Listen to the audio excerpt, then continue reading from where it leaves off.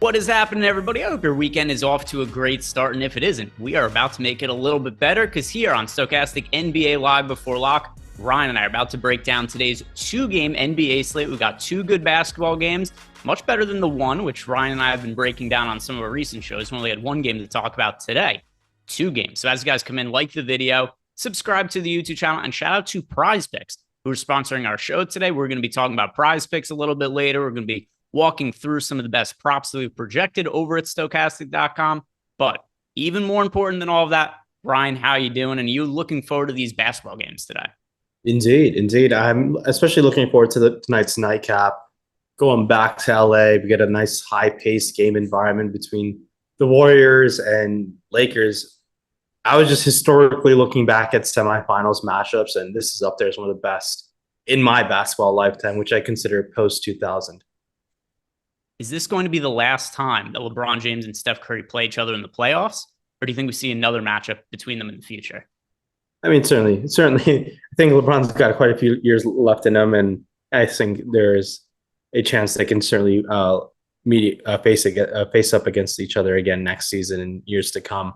I do think both teams have positioned themselves to be perennial Western Conference contenders. I mean, you got to give Rob Pelinka a lot of credit in terms of just turning an upside down team into a formidable finals contender. They are a really, really good team. And Draymond Green said it. It's the first time LeBron James is playing off ball, and he has other players where he doesn't need to be ball dominant anymore.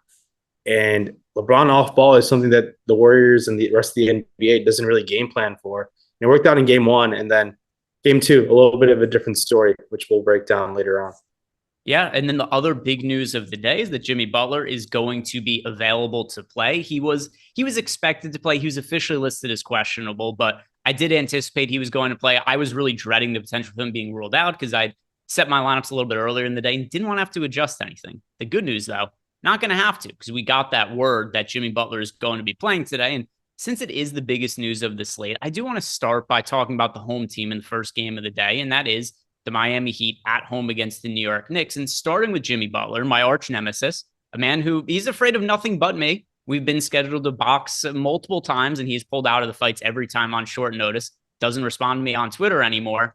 But I do respect his basketball playing ability, and he's had some massive playoff games. But the last time we saw him, he got injured, right? Rolls his ankle, and didn't look great the rest of that game. There was about 5 minutes left to go in the game at the time, and all he did on offense was stand in the corner. On defense, the Knicks never tested him, so we didn't really get to see what his mobility looked like. I don't know what to expect of his health. It's been a while since we saw him play. He didn't look great the last time he was on the court. But Ryan, what are you going to be doing with Jimmy Butler today, and how healthy do you think he is? I'm going to be playing him. I'm going to be playing him a lot. I think Jimmy Butler is an outstanding play.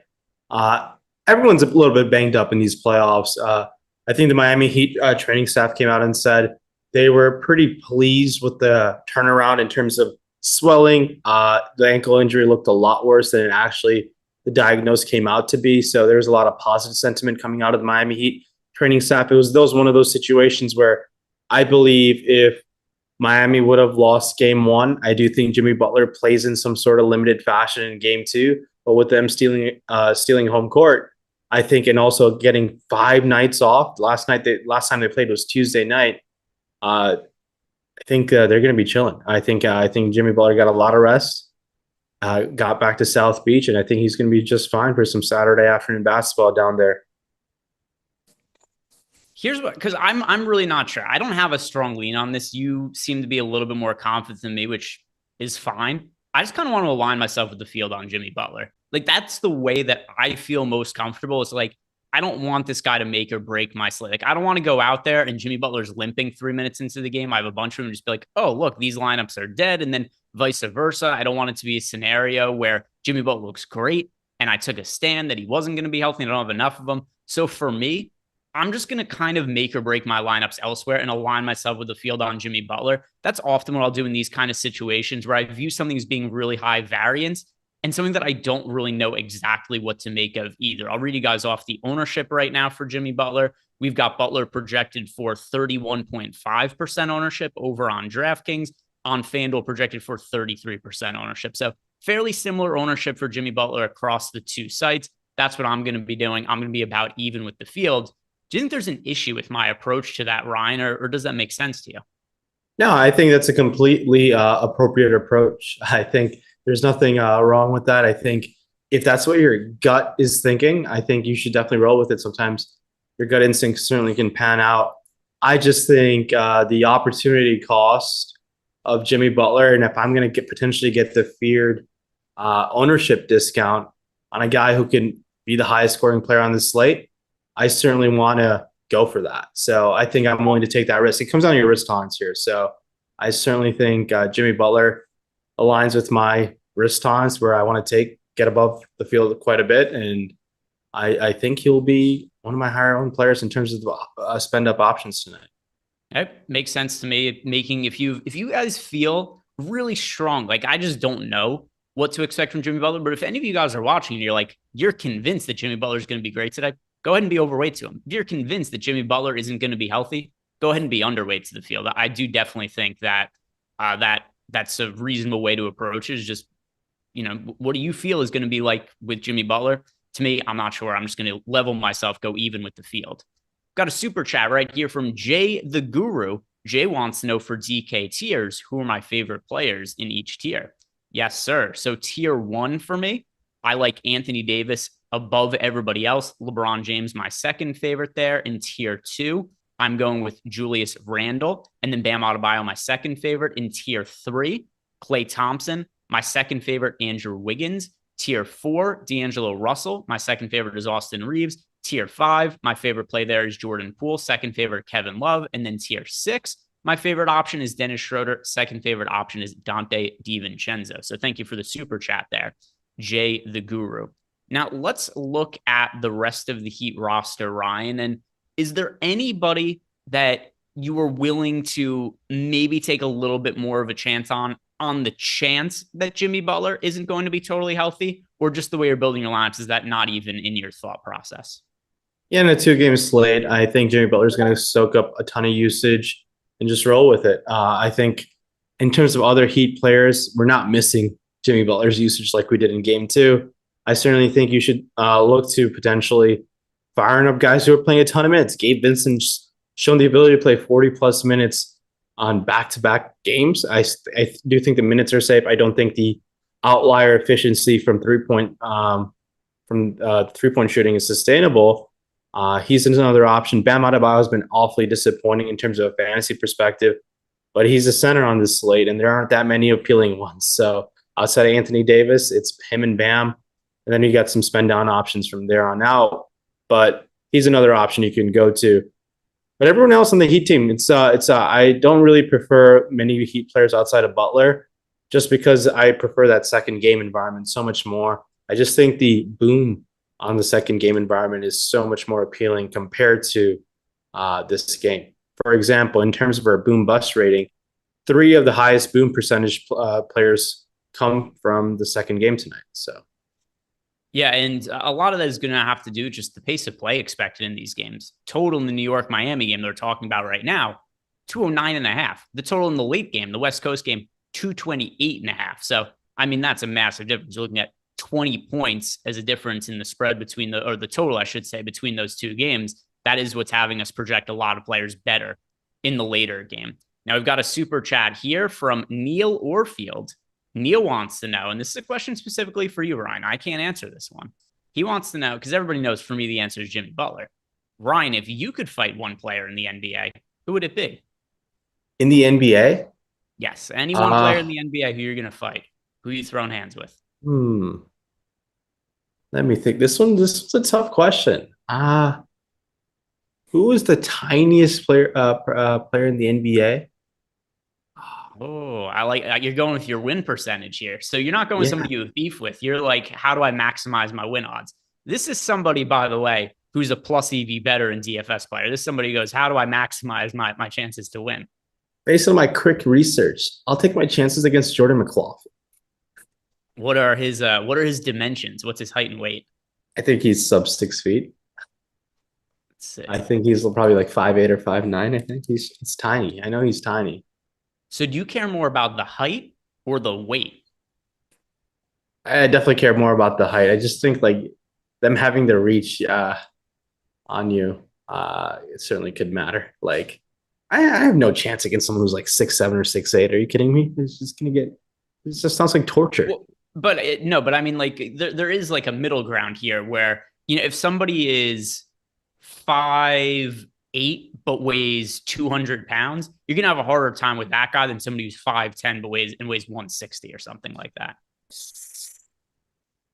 That's fair. Yeah, I don't know. I don't want to play any of these NBA players. Are you kidding me? They're like professional athletes. They're gonna like take me to town. I'm gonna definitely avoid fighting them. Fighting NBA athletes does not seem very plus EV by any means. Is Darren Collison still officially in the NBA? I know he's not on a team, but could we consider him part of the NBA? Because I just looked him up. His official weight was only 160 pounds. And now he's, we went like super religious, who might be opposed to violence. I mean, that could be somebody who I think you could maybe have an edge over. Darren Collison? Interesting. Yeah, maybe. He's a scrawny little dude. But yeah, even then, I ain't messing around with these NBA players. Yeah, look, Darren Collison, 6 feet, 160 pounds. Yeah. Talk about just all muscle. Something worth considering. Good question, Neil. Good question. Definitely provoked a lot of thought. So we appreciate the super chat from Neil there. Now, let's get back to talking about the Heat. And I know you talked about Bam Adebayo. We've talked a lot about Jimmy Butler.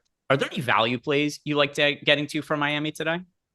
Value plays from Miami. The only value play that appealing to me right now is Max Strus over there on FanDuel at $4,300. Max Strus, a guy who's gonna find a way to potentially play anywhere from low 20s minutes. Sometimes he might crack the low 30s minutes, but he's the type of player who's very appealing in tournaments just because his ability to knock down a three-point shot in a flurry. So that's kind of what Max Strus represents right now in terms of a good value play over there on FanDuel. DraftKings is a little bit of a different story. I'm not getting that many cheap Heat players whatsoever. I have some exposure to, and what we're considering cheap, I guess, could definitely be a little bit up for debate. Does Kyle Lowry can we consider Kyle Lowry as cheap? Yeah, he's what, $5,300 over there on FanDuel, comes in on a favorable price on DraftKings. We have Kyle Lowry projected for 26, I believe, fantasy points. He's $200 cheaper than Gabe Vincent, I believe. So I think Kyle Lowry is going to be higher owned than Vincent, but I feel Vincent's going to play like more minutes there.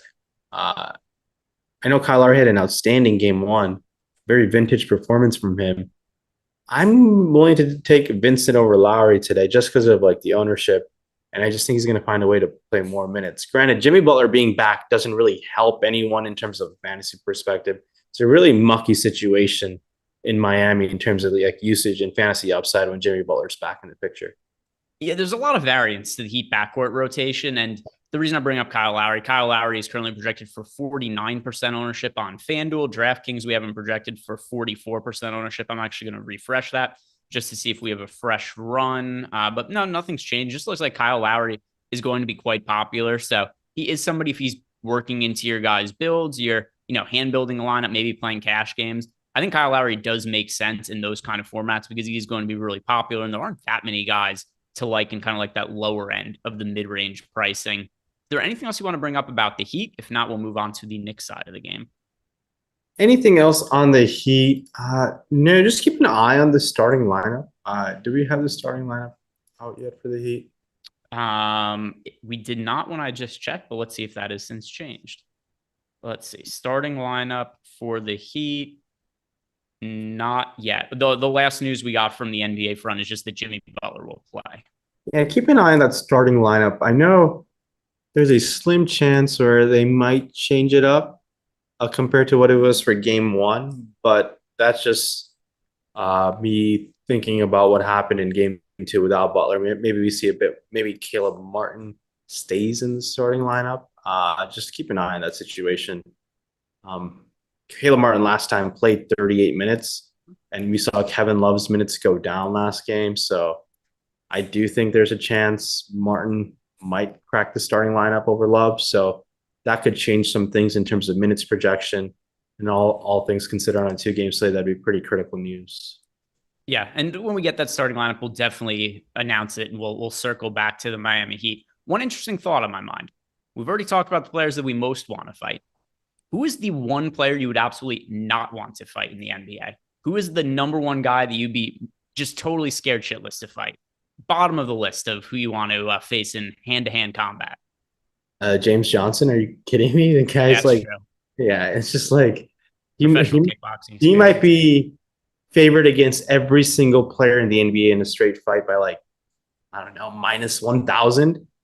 Like every single player, he is kicking their ass. He's just like he's a Mortal Kombat fighter. So I definitely think he's just going to destroy everybody. So I have a slightly different answer, but there's going to be a reason behind it. By the way, James Johnson, terrific answer. He does have, if I'm not mistaken, one professional kickboxing fight. Is that correct? He has fought professionally in kickboxing. Probably, yeah. He's a menace, dude. He's going to destroy everybody. So my answer is Nikola Jokic. Here's why. It's not because of him himself. It's because he got his two gigantic Serbian brothers, one of which has fought in a mixed martial arts professional fight. If you fuck with Nikola Jokic, you are going to draw the ire of those two other gigantic 7-foot Serbians who could also fuck you up. So, without a doubt, James Johnson is going to do horrific things to me, but at least he's only one person. I don't want three of them beating the fuck out of me, and I think that's what happens if you mess with Nikola Jokic. You know how Yusuf Nurkic was discovered, right? Yeah, because his dad is A former police officer who beat up 14 people in a fight. And an agent reached out, hey, do you have any kids? And yes, I have a son. And then that's the story of Yusuf Nurkic being discovered. And by the way, his dad looks like somebody who would be a cop that beat up 14 people by himself. He fits the part. So his dad also very intimidating looking. If you guys have ever seen, he's at the Blazers game sometimes. He is gigantic. I don't think he could fit in one seat. I'm going to send this picture. Let's see if I could send this picture to Jacob to put up on screen. So this is what Yusuf Nurkic's producer Jacob is a machine. Already on it. I was going to send him because there's a picture in my mind that I wanted to show. But like, I don't, it's like you walk through the airplane and you're going to the back of the flight and there's one person who's taking up all three seats. That's what Nurkic's dad looks like. But I know that they have those, they have the armrests in the chair. So I don't know how he fits in them, but he is a gigantic, gigantic human being. Yeah, I wouldn't want to fuck with Nurkic either because you got to deal with his dad. A lot of scary options. I think the overall conclusion here, and a lot of the stemming from Neil's super chat before, is that I don't think we want to fight with any NBA players other than Jimmy Butler. I could probably take him, and Darren Collison, officially not in the league, but I do think that he's somebody who, in the right circumstance, we could get the better of.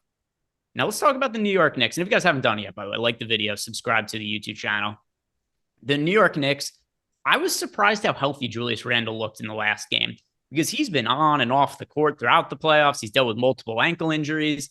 And the last time he was hurt and came back, the Knicks were playing him limited minutes because he wasn't totally healthy. So we saw him play 33 minutes, 27 minutes. I didn't know what to expect from him in his first game back. He played by far the best he's played the entire playoffs, 38 minutes, ends up flirting with a triple-double, puts up a big game.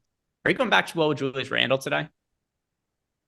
Yeah, you got to have a ton of interest at Julius Randle at 7,800.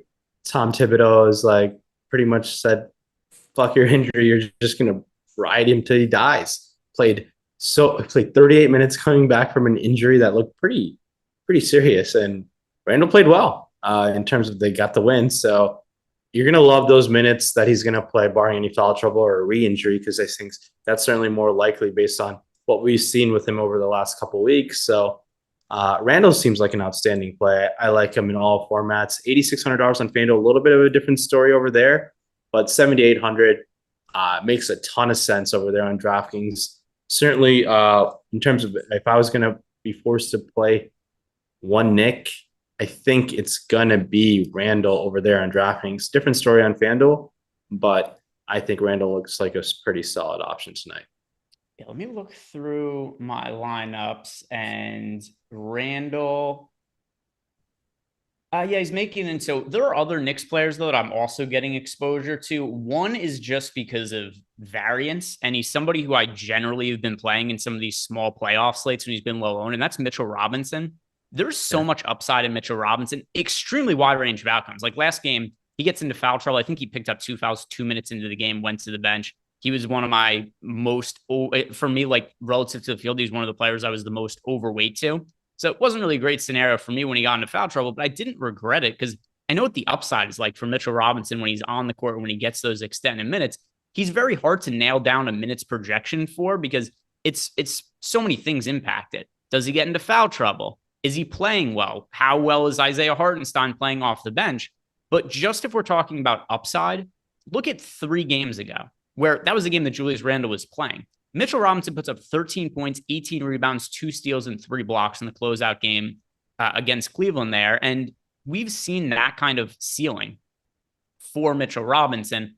So not a safe play by any means. I like him in tournaments, though. Is he somebody you like at least for tournaments because of his upside? Yeah, of course. It's a very thin center slate, 2 game slate. Mitchell Robinson looks like a pretty darn solid play. So got to have a lot of interest in Mitchell Robinson. He's had some issues with foul trouble as we saw last game, but it's certainly something to keep an eye on in terms of taking some chances on for DFS tonight. I think he looks pretty outstanding. Robinson, in terms of just boom bust, he just is very neutral right now. I think in terms of just metric that I use, he's grading out as one of the, I think he's 15th best play on the slate right now. So nothing too crazy. I think he's very neutral, but has that upside, like you said, Greg. If he's going to play those minutes, if he stays out of foul trouble, gotta like Mitchell Robinson. Yeah, and that's bad. Don't play him in cash games. And in tournaments, it's just he's not picking up that much ownership. We have him projected for, let's see, Mitchell Robinson is projected for 11% ownership on DraftKings. On FanDuel, he's projected for 18% ownership, especially that DraftKings ownership. It's just not really indicative of kind of upside he has on such a small slate. Some super chats coming in, both of them from Avi Schreier. Final score predictions, if you can. All right, so let's walk through both games, Ryan. What is your prediction for the score? Heat Knicks first game. Who you expect to win that one? Heat Knicks first game. And he wants a score as well, by the way. I think the Heat win, and they win. I think they win like 108 to 100 or something. It's gonna be a slog of a game. Yeah, I'm going to go even lower scoring. I'm going to go with the Heat in like a real 90s basketball style game. I'm going 95-88. Super low pace, super low scoring. Miami Heat in game 1. Game 2, Lakers Warriors. Who do you have winning that game? And what do you think the score is going to be?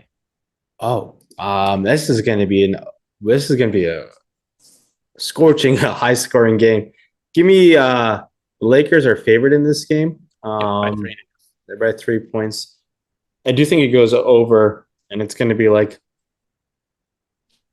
it's going to be a close game. I'm gonna say LeBron James has a vintage game winning shot, and they're going to win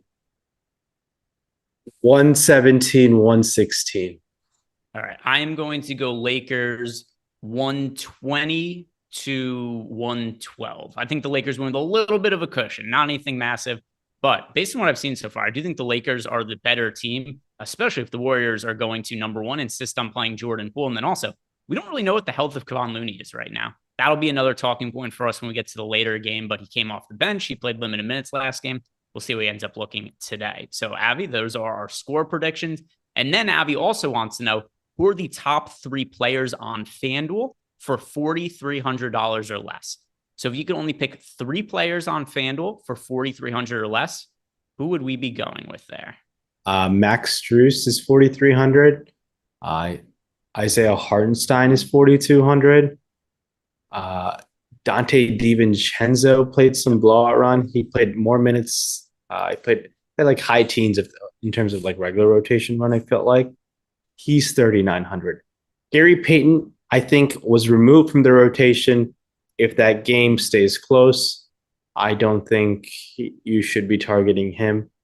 Duncan Robinson's minutes could go down a bunch with Jimmy Butler back. So just going to circle around Strus, Hartenstein. I know Quinn Grimes played a lot but that seemed kind of random. I don't know. I believe Josh Hart was in some foul trouble if I'm not mistaken.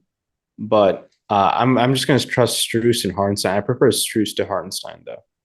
It's really tough for me to find three that I like for cheap. There just aren't that many good cheap players available, particularly on FanDuel. I'm with you. My favorite, the one I get the most exposure to in that price range is Dante DiVincenzo. But it's not like I'm dying to play a bunch of Dante DiVincenzo. It just shows up more for me than some of the other cheap guys. And then same with Max Strus, just because I think he's somebody who's actually going to play minutes. And that's not really the case with a lot of players around this price range. So last game, we got 25 minutes out of Max Strus. That was even without Jimmy Butler. The game before he played 23 with Butler. So it doesn't seem like it's going to have a massive impact on the minutes of Max Strus Butler coming back. But somebody in the rotation that's relatively cheap, not really anywhere else to go. If you had to punt with somebody who's like totally unowned on FanDuel, any cheap guys you think are worth a dart throw per the question we got from Abby? Like super cheap, like guys who aren't in the rotation cheap, or It could I be think anybody, just anybody will say who's like 4,500 or below that you think has a chance for upside. That's uh, super contrarian. So you don't have to be married to this. Just kind of talking about dart throws. I do think Jared Vanderbilt. He's not super contrarian though. He's going to be pretty owned, but I think 4,500 Vanderbilt has the upside of playing 30 plus minutes. I think he's done a decent job in terms of limiting Steph Curry. Steph isn't having out like a massive scoring series so far, and I think partly that's due to Vanderbilt just checking him up front, and I think that's been very impressive. So Vanderbilt would be the 4,500 guy I'd look at, and I do think JaMychal Green has earned a spot in this rotation based on obviously starting last game, non-zero chance he starts again. He is much more quicker laterally than Kevon Looney, and he can keep up with the lateral quickness. Not keep up, he can do a better job with the lateral quickness versus Anthony Davis than Looney can. So I think JaMychal Green has a pathway of paying off a $3,700 salary in multiple ways, even if Looney starts. Yeah, not one that I'm confident in, but I'm going to say Gary Payton just because I think so little of Jordan Poole. And I know that he's a fantasy player with upside, but I mean, we've seen some of these playoff games where the Warriors, dating back to last year, will occasionally go with Gary Payton over Jordan Poole. So I'm playing 150 lineups on FanDuel today. I took some shots on Gary Payton, nothing significant, but just because I do think there's a chance that he could end up ahead of Jordan Poole in the rotation. Not a strong prediction at all, but I mean, we're just talking about in the nature of what punt plays, and the options are very, very limited. I'm going to go with him. He's also a little bit more favorable FanDuel scoring than DraftKings. I don't like it, but I just think I can make it. I can make a case for it. So I think I disagree with you there. I do think the Warriors' best lineup against this Lakers team is kind of the death lineup, like 3.0 version, where they play Poole with Wiggins and Clay and Steph and Draymond and go small. And I do think we could see more of that when they are down for sure. Mm-hmm. I know there's a big contingent with a lot of people who we work with don't like Jordan Poole. I don't mind him. I know he plays with way too much sauce. He could get better with the decision making. He's got a lot of hate, but I do think their best lineup in terms of providing a lot of mismatches to the Lakers is when Poole is in that lineup. So I do think Poole has quite a bit of upside on tonight's slate. I do think there's multiple ways he can play 30 plus minutes at 5,800 on FanDuel. I do think he's pretty awesome tournament option just because I know he's been awful defensively, but the Lakers haven't picked on him as much as they should be. And that's been, I think, a reason why Austin Reeves got benched last game is they couldn't maximize the ability to pick on Jordan Poole as much. According to Jordan Poole, he's doing a little bit better job of not falling asleep on defense, but I do think we might see a little bit of game plan adjustment for the Lakers side to potentially pick on him. But I do, circling back, I do think the Warriors' best lineup is when Jordan Poole is with Draymond at the 5 against this Lakers team. Yeah, for me, it's still Payton. Something else, too. Who do you think percentage-wise is a better shooter between Gary Payton and Jordan Poole? I mean, Jordan Poole shoots so much more high volume. Gary Payton just takes a bunch of wide open threes. I'll say Gary Payton, but I don't think Gary Payton's in the rotation today. Yeah, by the way, I don't think he's in the rotation either. I think that if we're just talking about, because the question here, we're just talking about punt plays who are unowned at that price point. Oh, no, yeah, yeah. And so in that vein, like I think there's an opportunity for Peyton. I agree with you. If I'm talking about the most likely scenario, it's Peyton plays 0 minutes today. But I think there's an opportunity for him. And I just think, me personally, I think Peyton's really good. I like him. He played a really big role in the Warriors winning the championship last year. And he was ahead of Poole in the rotation last year towards the tail end of the season in the playoffs. And he is somebody who's shot the ball really well from three overall for the year, right around 50%. He shot 36% from three last year. Obviously, it's small sample size because he isn't a high volume shooter. But if you tell me Jordan Poole is an open shot, Gary Payton is an open shot, I feel more confident that Gary Payton knocks down that shot than Jordan Poole does. And Payton's also the better defender. I'm just kind of stretching to make a case here. I have him in 2% of lineups right now. But that's more than I have any of these other shitty, like close to min price guys on FanDuel. So that's really where it comes from. Yeah, and we got the Heat starting lineup from producer Jacob here. We got Vincent, Strus, Butler, Love, and Bam. So no Caleb Martin in the lineup. So disregard the what if situation I'd mentioned earlier. But yeah, Jimmy Butler coming back does muck things up quite a bit for the rest of the Heat team. Got a couple super chats here, and then we're going to talk a little bit about prize picks, and they'll talk about the late game on the slate. We didn't we need to touch on other Knicks players. We didn't finish everyone else off. We touched on Randall, and we couldn't. We need to talk about some other Knicks players. Sure, fair enough. We'll get to these super chats, and then we will do that. Good call, Ryan. That is my bad. Michael Bernier is saying, "How about tiers? Love you guys. Thank you." Yes, I'll go back to tiers. And tier 1, my favorite option was Anthony Davis. Tier 2, Julius Randle. Tier 3, Klay Thompson. Tier 4, D'Angelo Russell. Tier 5 for me is Jordan Poole. The options are pretty weak in tier 5. And then tier 6, Dennis Schroeder. So, Michael, I hope that helps you build out your lineups. And then we have a super chat here from Tupelo Joe. And he just says top plays on DK.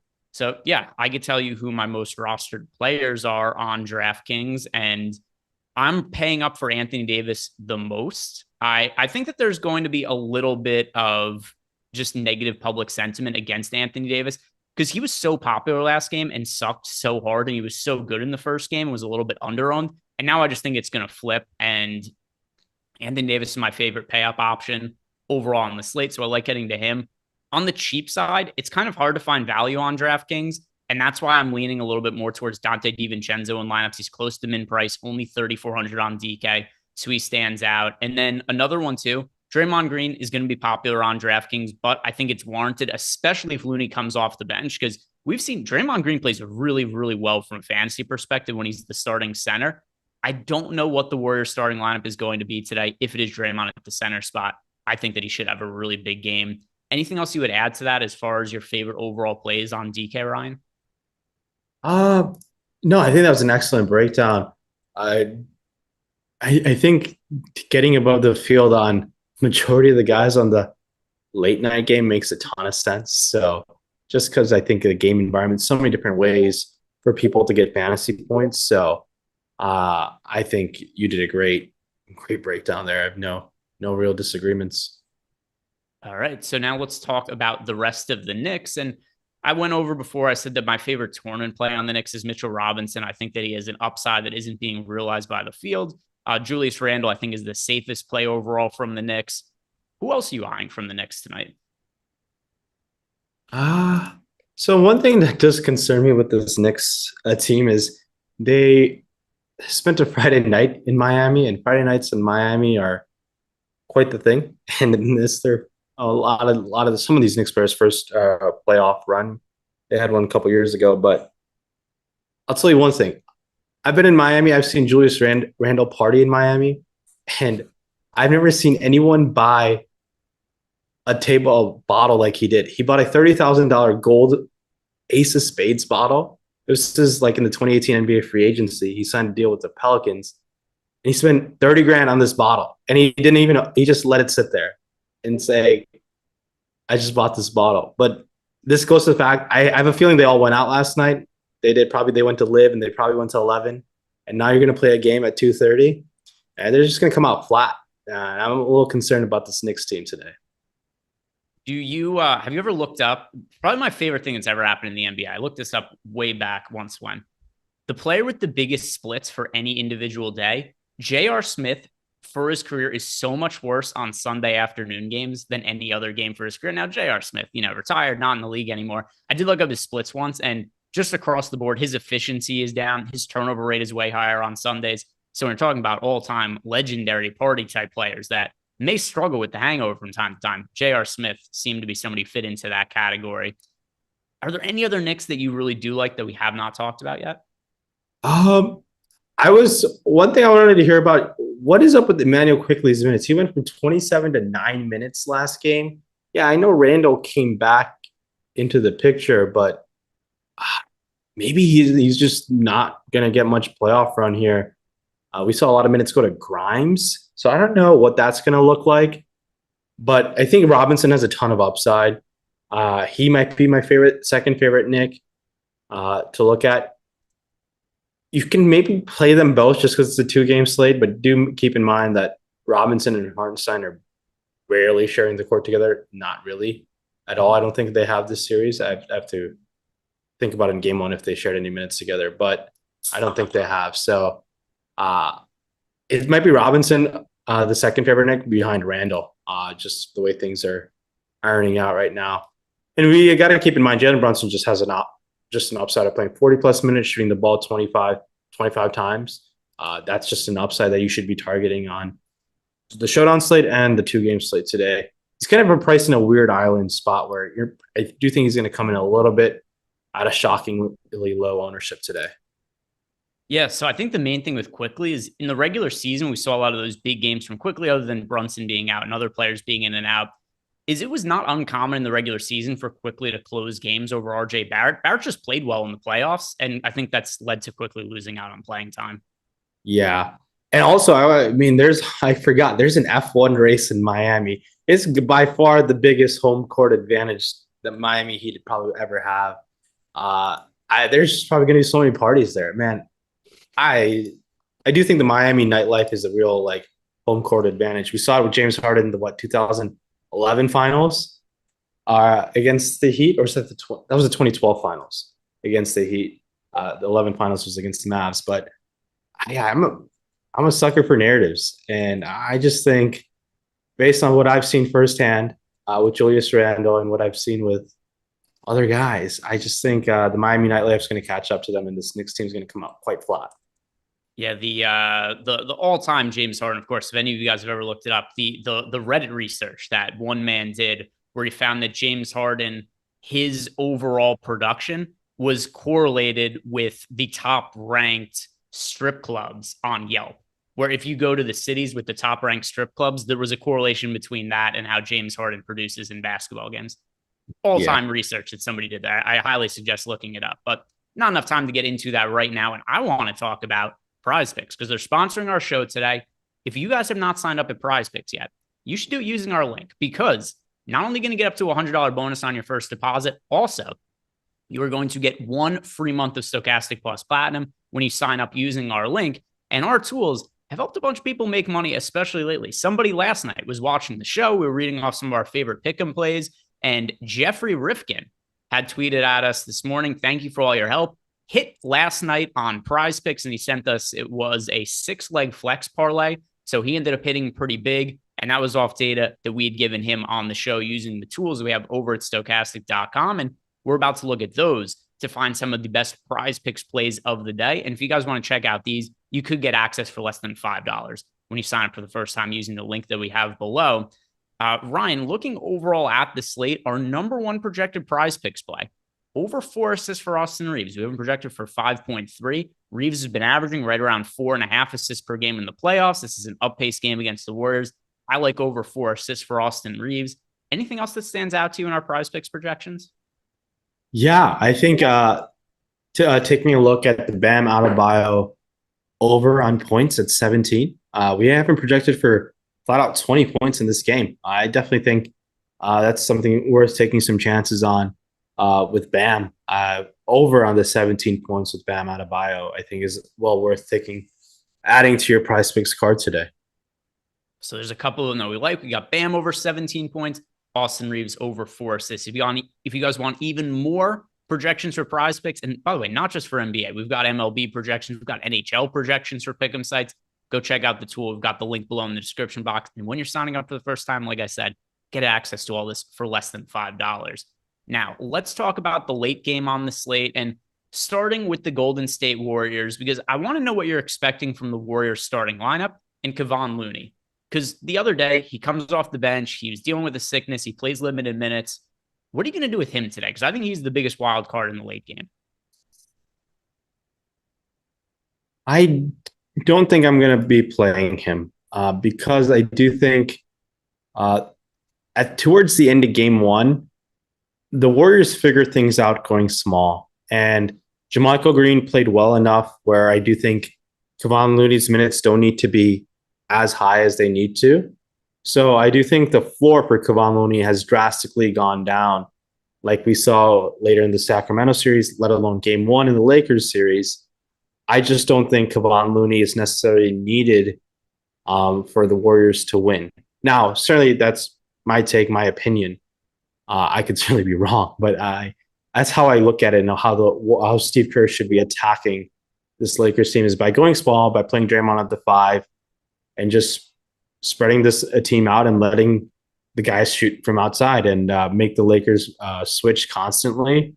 And hopefully you get the open shot. That's how I think they win. And they have to hit a lot of threes. The Warriors have hit 20 threes in both game one and game two. The only difference between game one and game two is they chose not to foul and make stupid fouls in the paint. So I don't necessarily think Looney is that necessary in terms of DFS. I do think his floor has gone down quite a bit. And with that being the case, I don't think he has that ceiling like we saw like in game one.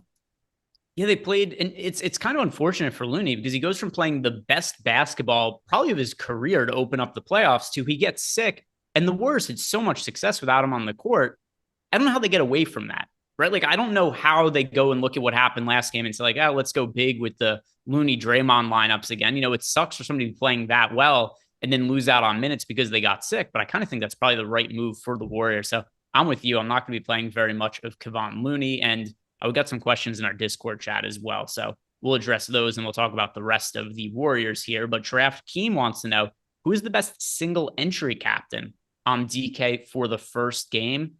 The safest, I'm going to say, is Julius Randle. If I want to get contrarian, I like the upside of Mitchell Robinson. Do you have anybody that you'd be eyeing as a tournament captain for the first DK showdown game, Ryan? Yeah, I'm just going to stick with it with Jimmy Butler. I think Jimmy Butler looks like an outstanding captain option. He's my highest owned captain over there as I wrap up my final set of builds for that showdown slate. I do really like going to Jimmy Butler. He looks pretty awesome, in my opinion. And then Sniffs1234 wants to know if we're setting any salary maxes to get different on a two-gamer. I typically don't for basketball. There's other sports where I do. Like, I'm going to be building my MMA lineups after the show. I'll definitely be setting salary maxes for that. But I don't set any kind of salary max for two-game slates for NBA. Do you set a salary max? I do for showdown, for particularly on FanDuel for the single-game slates. But classic contests, I don't set any kind of salary max. Are you setting a salary max? No, not really. Not really. I don't. I definitely don't.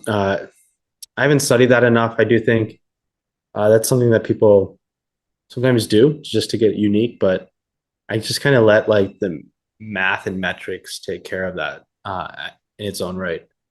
And then GG123 wants to know Hartenstein and Randall or Hart and Robinson for a GPP. I'd rather play the Hartenstein and Randall combo.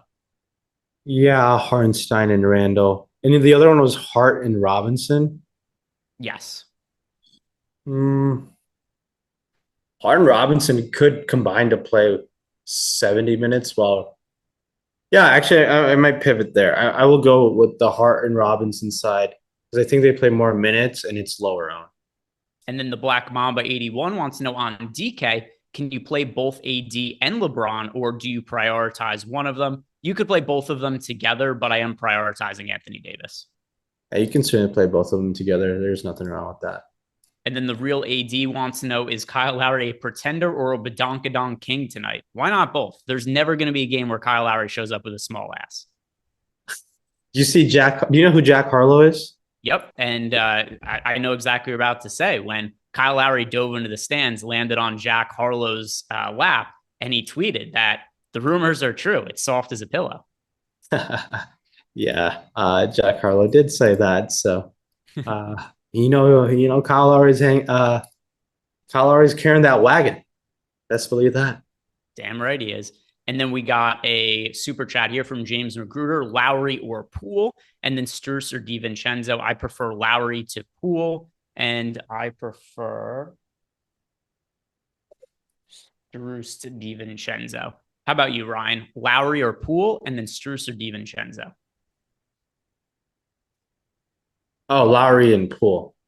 No, Lowry or Poole, and then the other one was Strus or DiVincenzo. Oh, Jordan Poole, and then Strus. All right. So that is going to answer that question. Thank you for the super chat there, James Magruder. And now getting back to the Warriors, as far as the rest of the team goes, like I think Draymond Green, particularly if we see them play small, great spot for Draymond Green. And then also, I like Steph Curry, but I've just not played a ton of him as I've built out lineups in this series. I just end up prioritizing other players on the same slate. And I have more exposure to both LeBron and AD than Steph Curry. It doesn't mean Steph Curry is a fade for me or anything like that. There's just other guys I get more exposure to than him. So as we round out the Warriors and talk about the rest of the players, what are you going to be doing with Steph Curry? And then are there any other Warriors you're prioritizing? Any other Warriors that I'm prioritizing? I'm prioritizing Draymond and Clay. Those are my two favorite Warriors to roster today, and two of my favorite players to target in like all things DFS today. And then you asked about Steph Curry, right? Yep. Yeah, I'm not that excited to go Steph Curry. I prefer spending my salary to either LeBron or AD or Jimmy Butler instead of Steph Curry. Yeah, that's where I'm at as well. And once again, I like Steph, but I just look at the lineups I've built right now, and at the moment, I've more exposure to LeBron, I have more exposure to Jimmy Butler, I have more exposure to AD. You can't pay up for everybody, and it looks like Curry's going to be somebody I'm a little bit underweight to for that reason. Not a fade, but just not somebody I'm going to be massively exposed to. Anything else from the Warriors that you want to talk about? Any contrarian plays that stand out to you? In terms of the Warriors, JaMychal Green, I think he might come in under-owned if Looney starts. I think JaMychal Green on these two game slates, you're looking for the guy sometimes get you 15, 16 points and jam in that extra stud. And Looney's price and JaMychal Green's price tag on FanDuel certainly can certainly lead you to making that choice there. Anything else you want to bring up from the Warriors? If not, we'll go ahead and talk about the Lakers. No, I do think we might be a little choppy, if I'm not mistaken. I saw one person say that. I don't know if that's a couple people have brought it in. I mean, nothing that I could control. Is it just internet issue maybe? It could be. I was just checking if I sounded choppy to you. Nope. To me, at least everything's fine in Zoom. Okay. No, so good. I don't know. Good. Is what it is. Let's move on and talk about the Warriors. Although one thing that I want to bring up before we talk about Golden State is don't forget, guys, we have a promo going on here over at Stokastic.com. May bundle. The reason we have this promo going on is because Steve Buzzard wins. The last time Steve Buzzard went without a six-figure win, maybe he went 3 days in a row once, but those are only legends. I'm not even sure if that's true. Steve Buzzard wins a lot of tournaments, and to give everybody else a fair chance to win and get access to all the data that he's using, we have a new promo going on. It is May Bundle. All the tools we have over at Stokastic.com for every single DFS sport, you could get them for 3 days for just $5. All you have to do is sign up, clicking on the link that we have below, and you'll get access to everything. NBA, MLB, we've got a great MMA slate today. And then, of course, stuff like PGA Showdown. We've got everything covered here over at Stokastic.com. If you want to try it out, $5 for 3 days. Sign up clicking on the link below and get access to all of the data that we have behind our paywall. Time to talk about the Lakers. I'm seeing some people bring this up, and it looks like a decision point for a lot of people. We had that question in our Discord about it. Between LeBron James and Steph Curry, Ryan. LeBron James and Anthony Davis. Do you have a preference between the Lakers' two stars? Yes, I prefer Anthony Davis in any raw point setting in any upside setting, yeah, I prefer Anthony Davis.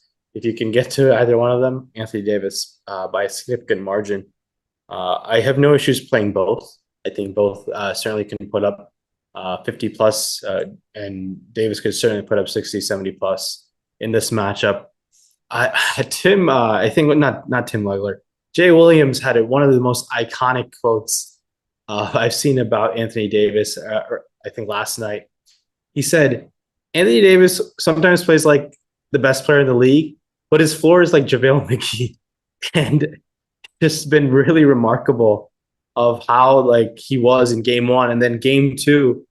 I don't know what happened. I felt like they just punted the game and they didn't do what worked in game one. And I didn't understand the game plan there, but credit to Steve Kerr and the Warriors. But Anthony Davis, I'm all about Anthony Davis today. I think he's a great spot, great candidate to bounce back. Obviously, the boom bust, the boom score looks fantastic for him today over there on the boom bust tool as well.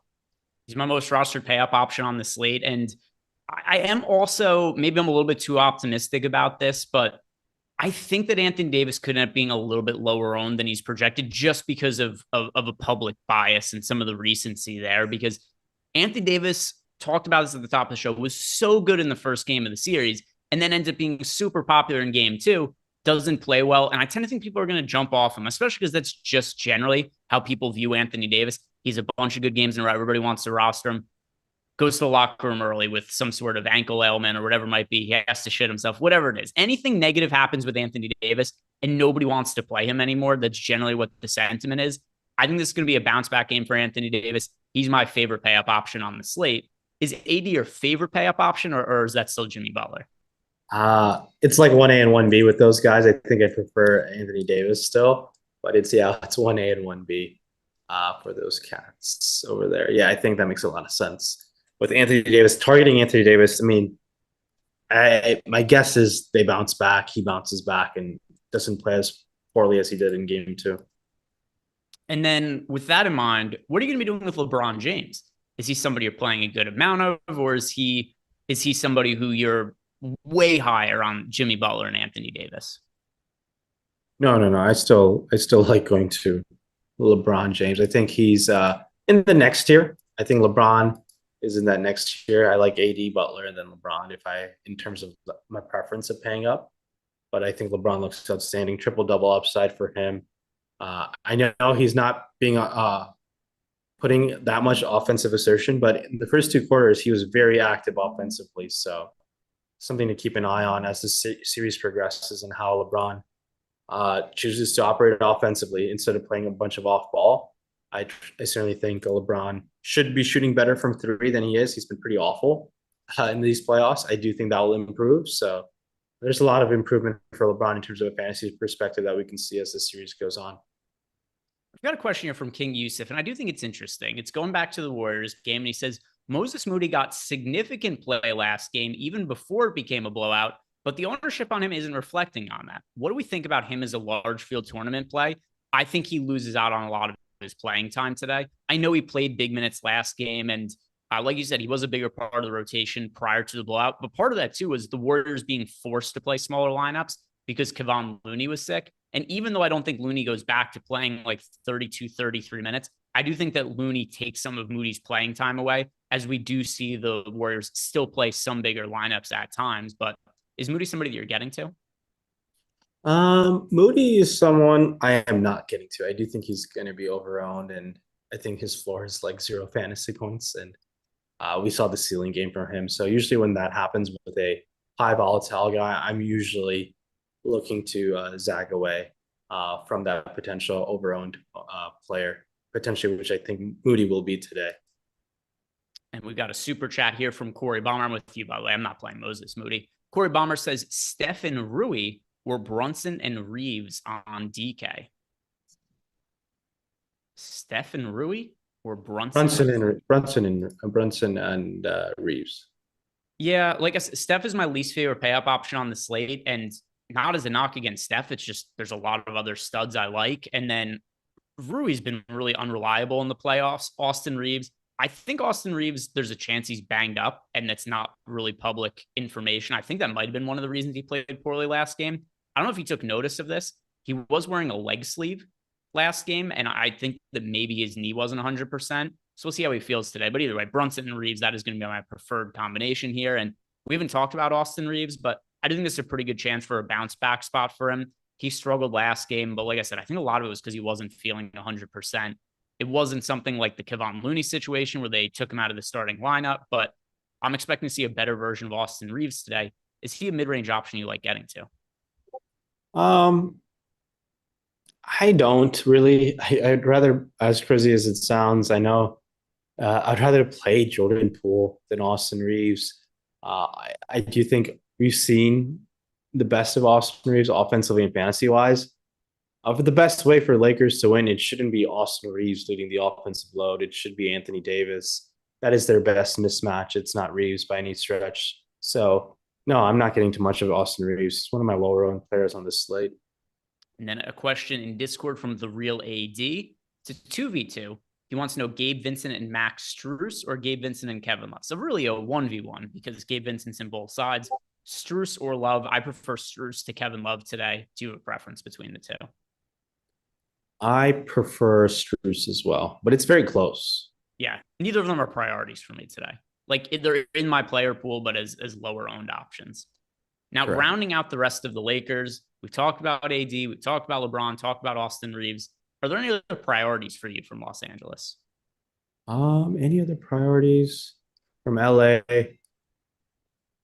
Jared Vanderbilt, is someone who I think his minutes could play more than 30. I'm disregarding what happened last game with the Rui Hachimura Japanese Jordan explosion. I don't think he should be playing much in this series. He's not truly a mismatch for any of the Warriors, and I think those minutes are a lot closer to 10 and below than they are 20 for Rui. So, and I think Vanderbilt should be on the court for every Steph Curry minute. So I think Jared Vanderbilt's just going to find his way on the court, barring any foul trouble. So I think Vanderbilt has very significant upside on this slate. Yep, I'm overweight to the field on Jared Vanderbilt. I'm just looking through my exposures over here, and Vanderbilt's actually the Lakers player. Vanderbilt and AD are the two Lakers players I'm the most overweight to right now. AD obviously is more with confidence, whereas Vanderbilt is just somebody who's a really good fantasy producer when he's on the court, but you never know what his minutes are going to look like. He gets in foul trouble all the time, but there's definitely an opportunity for upside for Vanderbilt, particularly on FanDuel, where the defensive stats carry extra weight. So Vanderbilt, I'm overweight to him, but a little more so on FanDuel than on DK. Just about a minute left to go here, Ryan. If you don't have an answer, that's fine. But is there anything we have not talked about that you want to bring up before we close out the show? Keep an eye on that Warriors starting lineup. It's really important to see if Kevon Looney's still sick.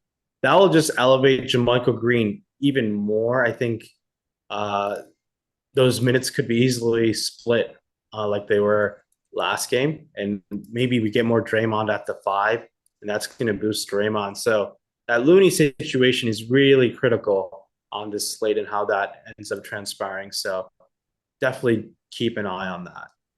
All right. And that is going to do it for us today. If you guys have not done it yet, do Ryan and myself a big favor. And Jordan, sorry, I said Jordan, meant Jacob producing. Do all three of us a favor. If you haven't done it yet, like the video, subscribe to the YouTube channel. I hope you guys have a great weekend. I'm off tomorrow. Every once in a while, I get Sundays off, so I'll be enjoying that. But I'll be back here on Monday to talk about more NBA. So I'll see you guys then. Enjoy the rest of your weekend. Have a good one.